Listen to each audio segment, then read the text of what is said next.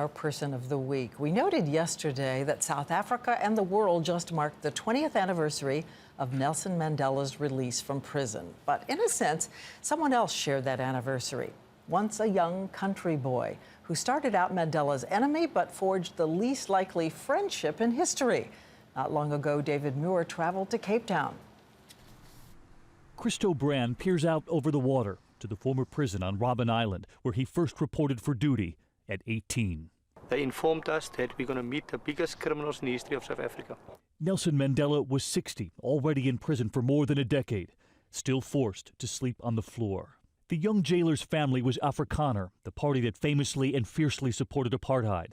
But when that young jailer met Mandela, he met an elder who would treat the young white man with respect, and the jailer would slowly offer the same in return. Christo Brand told us of one of Winnie Mandela's visits and her request. She said, "Please, can I just show Mandela from a distance?" I said, no, just leave the child. No children allowed, not even Mandela's precious new grandbaby. What Winnie Mandela didn't know was that while she waited in a holding area, that jailer had secretly brought the baby to Mandela. It was just tears coming out of his eyes. And no one ever knew? Nobody knew. Over the years, there would be many secrets between the jailer and his friend. The whole wheat bread Christo would bring from home, the Pantene oil smuggled in for Mandela's hair. And there was the secret code. I will show him this, and I will just start showing him this. Mandela immediately know I'm bugged. I was bugged a lot of times. You lied to keep your job and to keep your friendship with Mandela. That's correct.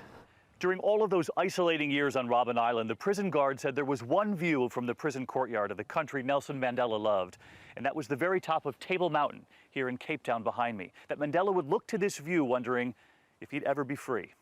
But Mandela was always preparing for that day. He asked the jailer to teach him Afrikaans, the language of the whites in power. There were essays assigned and the red pen that corrected them. And on the day Mandela was released, his speech was delivered in Afrikaans.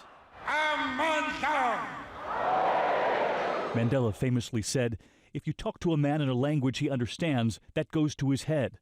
If you talk to him in his language, that goes to his heart." That's what he did. And that's what he was strive for, and that's what he was live for, and that's what he was fight for while he was in prison. To have people live in peace.